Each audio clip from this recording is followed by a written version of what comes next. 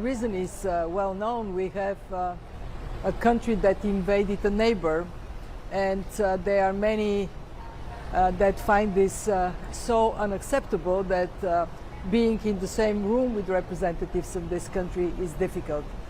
But I would flag that despite of this, the meetings were exceptionally engaged, sober, focused on the big issues we are struggling with. And the big issue on the economic, well, this is for Ukraine, but I mean, more support for Ukraine from the fund, more willingness to stand by, but what more can you do? For Ukraine, we have already provided $1.4 billion in emergency financing. We are very closely engaged with the authorities. Richard, they are fantastic in the way they keep the country running. And we are working with the World Bank and others to mobilize more resources. We opened up a special account for Ukraine, and Canada has already deposited 1 billion Canadian dollars in it. Of course, what we want to secure for Ukraine is that over the next couple of months, they would have the cash to pay pensions, salaries, retain social services. But can the rest of the world essentially fund Ukraine? The number of 4 to 5 billion a month is talked of. Yes. Can the rest of the world do that for the foreseeable future? For a couple of months, yes, I don't see any problem with that. And don't forget that the country is not entirely under occupation. There are big parts of Ukraine where the economy is reviving. So we expect to see more revenues coming into the budget, this number to go down over time. Plus, Ukraine has now over 4 million people outside of the country. We would see remittances coming in as well. Do you expect the money being put aside for Ukraine? Is it gifts, loans, donations, sovereign debt? What is it? All of the above. We prioritize asking for grants. Why? Because the revenues dropped and the expenditures went up. But concessional financing, longer term loans, this is all good for Ukraine. And don't forget, Ukraine is very prudent. They have $29 billion of reserves. We don't want them to spend these reserves because it would make the country more at risk of chaos. Forgive the indelicate nature of the question, but you'll know what I'm saying here. Yep. How are you ensuring the money gets spent properly?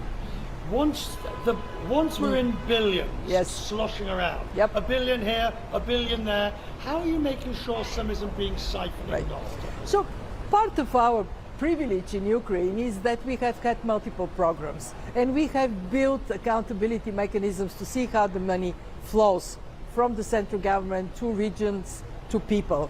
And we will, of course, continue to monitor this. Part of it is a remarkable change in the attitudes of the Ukrainian economic team, the Prime Minister, the Finance Minister, the President. You know what they say? We have a dream for a country that is vibrant, respected, honest, part of the European family. Let's talk now about the wider economic issues. It's dreadful. It's absolutely appalling. Stagflation, possibility of recession at the end of next year, higher interest rates that will go higher, and commodity prices hitting everybody. We've never been in a position quite like this. It is the most difficult time we find ourselves because we have a crisis on top of a crisis. And what it means is growth is down, inflation is up, central banks have to tighten. When they do, then they may throw cold water on what is already unsatisfactory growth level. But it's not that horrible. I'm trying to tell people, look at the numbers. Growth this year is projected at 3.6%. Disappointing. Last year it was 6.1. We want it to be higher. But 3.6%, Richard, is the average between 2011 and 2019. We only have, I'm not going to name them, but we only have a handful of countries with negative growth rate. Yes, inflation is high, but central banks are now Right, but on the issue. But where do you stand on this balancing act between the need to get Yes. rid of inflation Yep. out of developed economies with higher interest rates quite considerably versus support elsewhere? Which is the priority? The priority right now is put inflation under control. It has become clear and present danger in many countries. And we know that price stability is needed for growth. We know inflation hits the poor.